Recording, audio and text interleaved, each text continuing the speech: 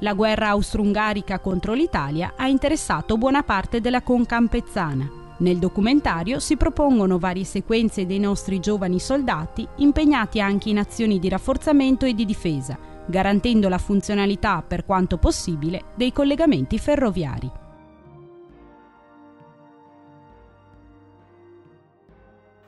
Qui a Cortina la popolazione attendeva con ansia le notizie che arrivavano dal fronte della Russia e le decisioni anche del Regno d'Italia. Il 24 maggio le truppe attraversarono il confine di Acquabona, però rimasero ferme in zona, non si decisero di occupare immediatamente il centro di Cortina perché temevano che fosse ancora difeso dalle truppe austro-ungariche. In effetti non c'era più un soldato a Cortina dal 19 maggio perché si erano tutti trincerati sopra Sompouses in attesa degli assalti delle truppe italiane.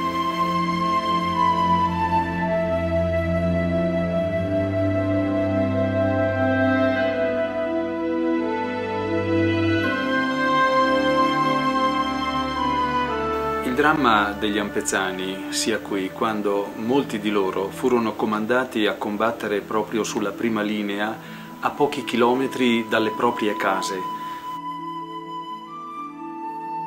Dalla loro trincea vedevano le loro donne, vedevano i loro figli, vedevano i soldati italiani entrare e uscire dalle loro case. Qualcuno di notte tentò perfino di ritornare in famiglia, rischiando la fucilazione o da parte italiana o addirittura da parte dei propri, cioè degli austriaci. Rischiarono quindi il tutto e per tutto. Molti furono anche allontanati, ma furono allontanati per essere mandati in trincee ancora più pericolose di quelle che erano di fronte a casa loro.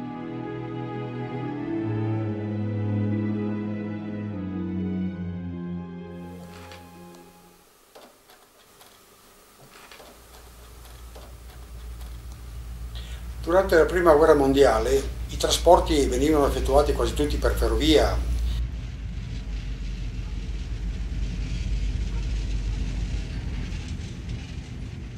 I camion sulle strade ce n'erano pochi, poi ancora rudimentali e di scarsa affidabilità. Gli eserciti si erano attrezzati per applicare sulle strade queste ferrovie a scattamento ridotto con un sistema molto veloce di posa del binario, tanto è vero che riuscivano in un giorno a posare fino a qualche chilometro di binario.